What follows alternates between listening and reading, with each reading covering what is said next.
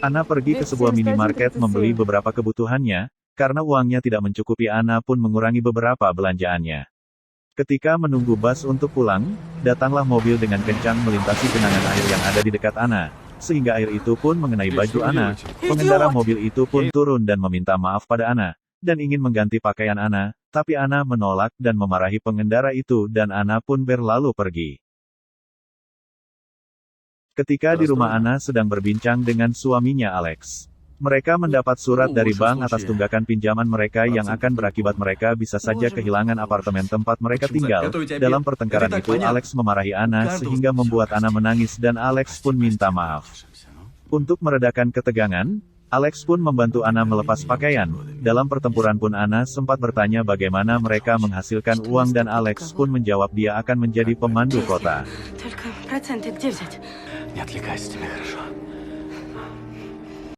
Ana pun disuruh oleh suaminya pergi ke bank perihal surat tunggakan pinjaman, agar Ana bisa merayu pimpinan bank tersebut untuk meringankan beban hutang mereka. Saat di bank Ana pun disuruh oleh salah seorang yang bekerja di bank tersebut untuk menjadi penerjemah. Betapa terkejutnya Ana saat dia tahu bahwa pimpinan bank tersebut adalah Sergei.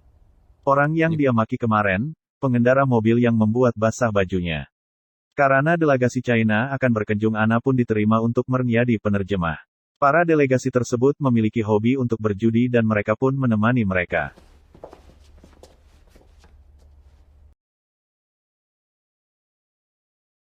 Ana pun diberi koin oleh Sergei untuk memasang taruhannya. Ana pun memasang di angka 0 dan Ana pun menang. Sergei menyarankan Ana untuk tidak memasang di angka 0 lagi tapi Ana tetap memasang semua taruhannya di angka 0 dan akhirnya Ana pun kalah. Kemudian Sergei mengajak Ana untuk bermain bowling, karena Ana tak pernah main. Sergei pun mengajarinya. Temannya memberi saran pada Sergei agar mengajak Ana untuk pergi makan dan mengajaknya ke hotel. Karena Ana terlihat tertarik pada Sergei.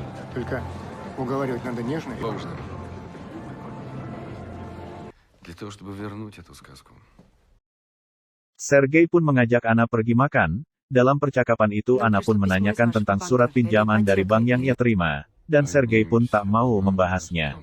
Lalu Sergei pun langsung mengajak Ana ke hotel. Mendengar ajakan itu Ana pun marah tapi Sergei menjelaskan bahwa dia menyukai Ana dan Ana pun tetap pergi.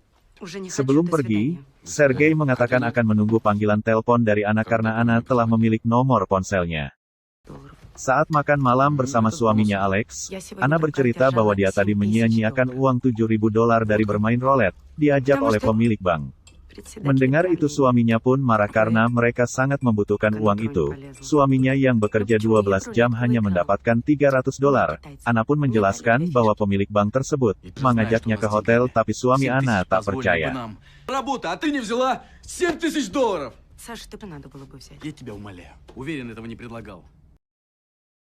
Kemudian surat tunggakan pinjaman dari bank kembali diterima Ana, dan Ana pun memperlihatkan pada Alex. Alex pun marah pada Ana karena tidak berbicara waktu di bank soal surat itu, malah asik main roulette. Ana memberitahu bahwa dia memiliki nomor pemilik bank itu, dan Alex pun menyuruh Ana untuk menghubungi dia, tapi Ana tidak mau. Saat di perpustakaan terpampang foto Sergei, karena dia adalah sponsor sebuah pameran. Dan itu membuat Ana galau, karena tuntutan kebutuhan Ana pun akhirnya menghubungi Sergei.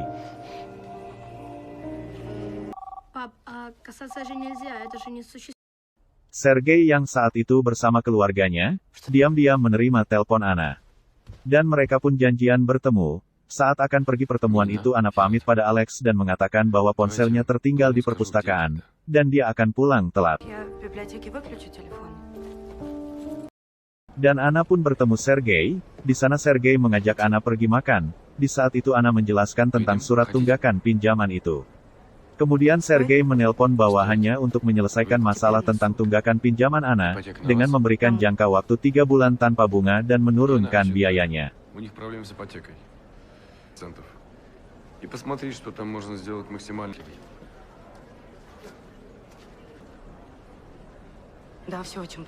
Setelah masalah surat itu selesai, mereka pun pergi makan.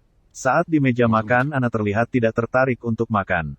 Karena itu Sergei mengatakan Ana boleh pergi kalau dia tidak menyukai Sergei dan itu tidak akan mempengaruhi soal pinjaman.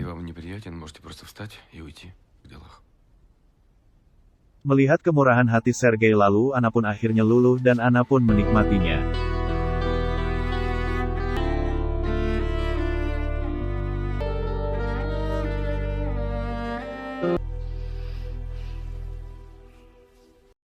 Tiba-tiba Anna teringat akan Alex, lalu Anna pun pamit untuk pergi. Setiba di rumah Alex dengan semangatnya menjelaskan bahwa masalah pinjaman itu telah diselesaikan, tapi Anna pun terlihat tidak bersemangat mendengarnya.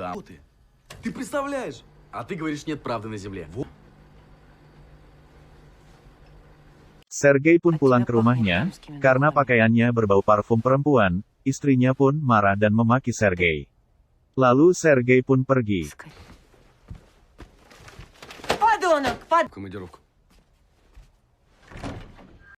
Saat Anna berjalan bersama temannya, Sergei pun menelpon Anna, menyuruh untuk bertemu jam 4, di tempat mereka bertemu kemarin. Dan Anna pun menolak, tapi Sergei berkata akan menunggunya. Kemudian Anna pun langsung menutup telepon Sergei. Karena Anna terlihat kurang bersemangat, temannya pun mengajak Anna untuk pergi ke pesta malam gadis untuk menjernihkan pikiran. Laras teman Anna pun menelpon Anna untuk pergi ke pesta itu. Walaupun menolak, tapi Alex menyuruh Anna untuk tetap pergi karena pesta hanya berjarak dekat dari tempat tinggal mereka, dan Anna pun akhirnya pergi.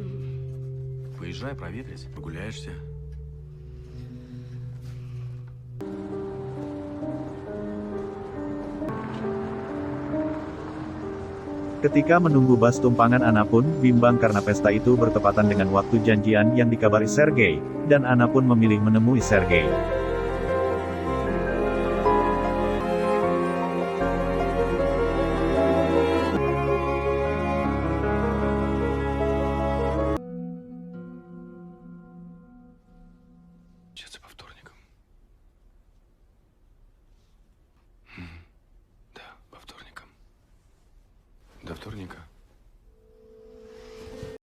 Di hari pertemuan berikutnya, saat akan pergi menemui Anna, Sergei mendapat telepon bahwa anaknya sedang sakit, dan Sergei pun balik pulang. Anna pun pergi ke hotel tempat biasa mereka bertemu, menunggu Sergei, tapi Sergei tidak kunjung datang. Anna pun coba untuk menghubungi Sergei tapi tak ada jawaban, akhirnya Anna pun pulang. Berhari-hari tak dihubungi Sergei, Anna pun galau. Anna pun mendatangi bank tempat kerja Sergei, bahkan pergi ke rumahnya Sergei. Hal itu membuat kesehatannya menurun.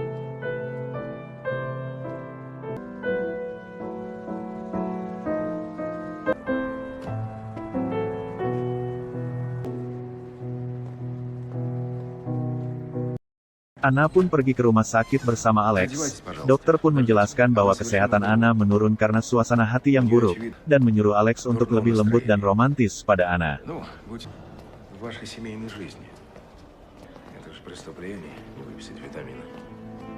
Saat akan memberi obat dan bersikap lembut serta merayu Anna, Anna pun menolak, dan menjelaskan pada Alex bahwa dia telah tidur dengan orang lain.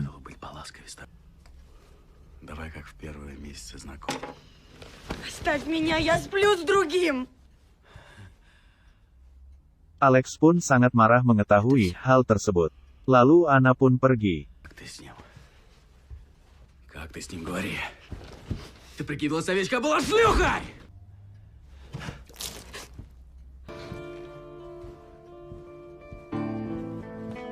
Anna menelpon Sergei, dan Sergei pun menemui Anna. Kemudian Sergei membelikan sebuah apartemen untuk tempat tinggal Anna.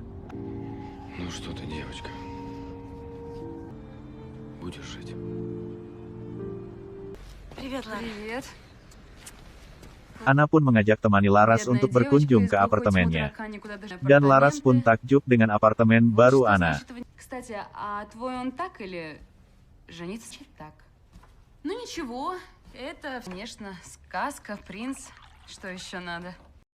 Saat makan bersama keluarganya, tiba-tiba Sergei ditelepon Anna, mencurigai perselingkuhan suaminya. Istri Sergei pun membicarakan masalah itu dan Sergei menjelaskan akan meninggalkan selingkuhannya itu. Sergei pun pergi ke tempat Anna. Setelah selesai, Anna pun menyuruh Sergei menemuinya besok harinya, tapi Sergei menjawab ia akan menemui Anna saat ia bisa, dan Anna pun berkata akan menunggu Sergei saat akan pergi. Sergei pun menawarkan Anna untuk pergi ke opera dan Anna pun sangat bersemangat mendengar itu. Или ты еще не знаешь? Karena rindu akan sosok Sergei, Anna pun mendatangi kantornya dan menjelaskan perihal tiket opera itu. Tapi Sergei tidak bisa menghadirinya dan Anna pun akhirnya sendiri termenung di kamarnya.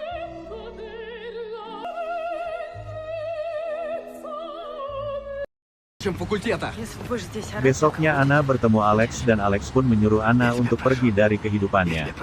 Dan mengancam Anna, ia bisa saja membunuhnya. Lalu tiba-tiba Alex mengunjungi apartemen Anna.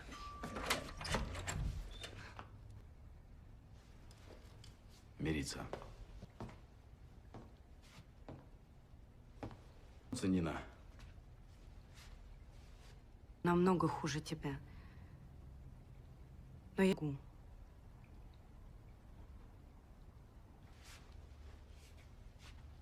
Врала, значит. Дракона. Лебедя как? Саша, пусти меня.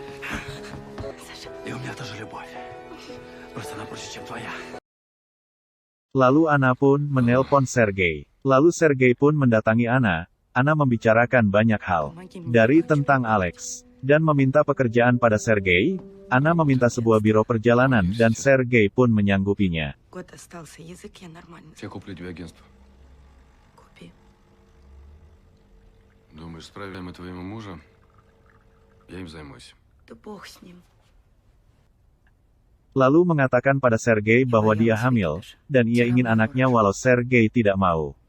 Tapi Sergei meyakini Anna, bahwa dia akan menjaga anak itu.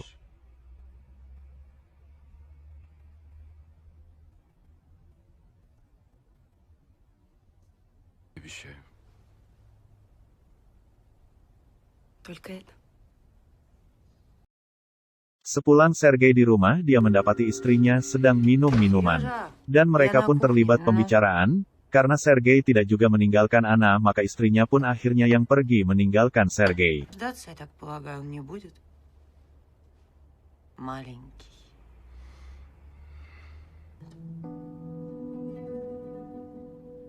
Прощай.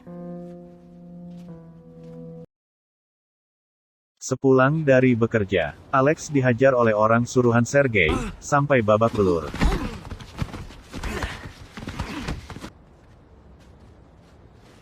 Слышь, ну от кого и за что понятно.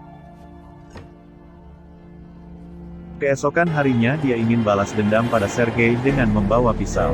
Membuntuti Sergei dan waktu Sergei keluar dari mobilnya. Alex pun siap menyerang Sergei, lalu muncullah Anna melerai. Dan menenangkan Alex. Akhirnya Alex pun pergi. Слышишь меня?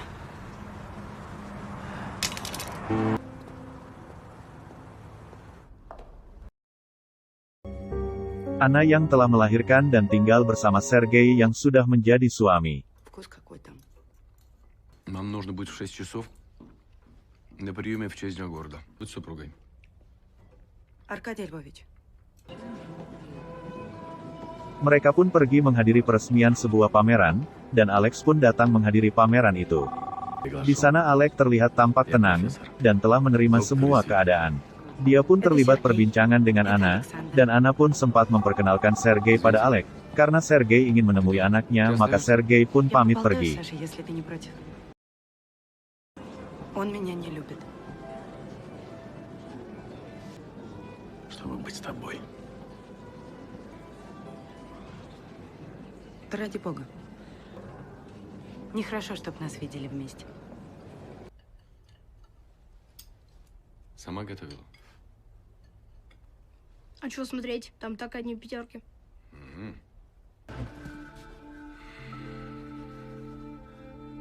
Anna dan Alex pun janjian bertemu. Di sana Alex menjelaskan bahwa ia masih mencintai Anna seperti dulu. Tapi Anna menjelaskan dia lebih memilih untuk hidupnya sekarang dan pergi meninggalkan Alex.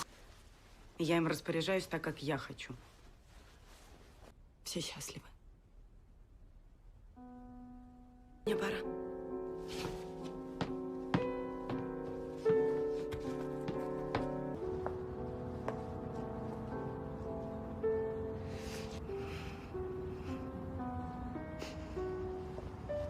Больно, Петя. Как больно. Куда, Нина? Александровна.